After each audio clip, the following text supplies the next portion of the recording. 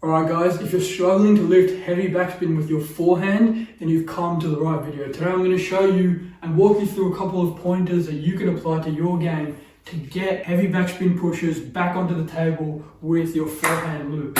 Alright, so the first common mistake that a lot of people tend to make on their forehand loop is standing too upright. Why is this an issue? You can't use your legs for power. You can't get your back down low enough, which you know is a necessity to loop heavy backspin. You need to have a lower backspin when you're looping heavy backspin to get the momentum and get the brush and the lift to get the ball over the net. So how can we get low enough? Well, you want to widen your stance.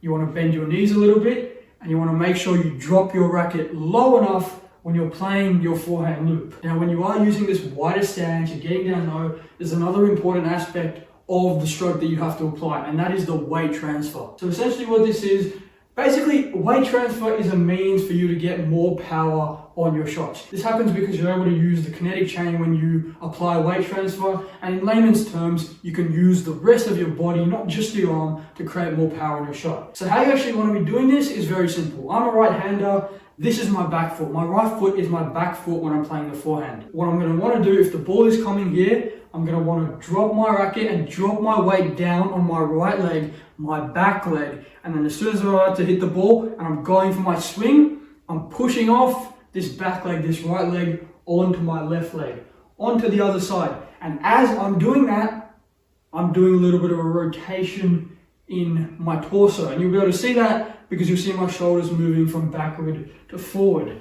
And this is where the real power comes from. Okay, so we've discussed how we're going to generate the power using our body to get the lift and the power needed to perform the forehand loop. But there's a little bit of fine tuning that we still have to do, and that is in regards to the wrist. And I'm not telling you to flick up and try and generate more spin this way, nothing like that. A lot of the players that I coach will complain, why is my forehand loop going into the net? I'm using all my body, I'm using all my legs. But then I see the angle of their racket and it's pointing completely down. You cannot expect the ball to go up and over the net if you're pointing your racket down. The ball is only going to go down. So instead, what you want to make sure is your racket is open enough for you to perform that forehand loop and get the lift over the table, making sure your wrist, the angle of your racket is in place. If the angle of your racket is too open, the ball is going to fly off over the net, which I'm sure you know. Before I let you go though, guys, there is a little bit of an emphasis that I need to put on footwork. Everyone can play the perfect forehand loop when they're in perfect position.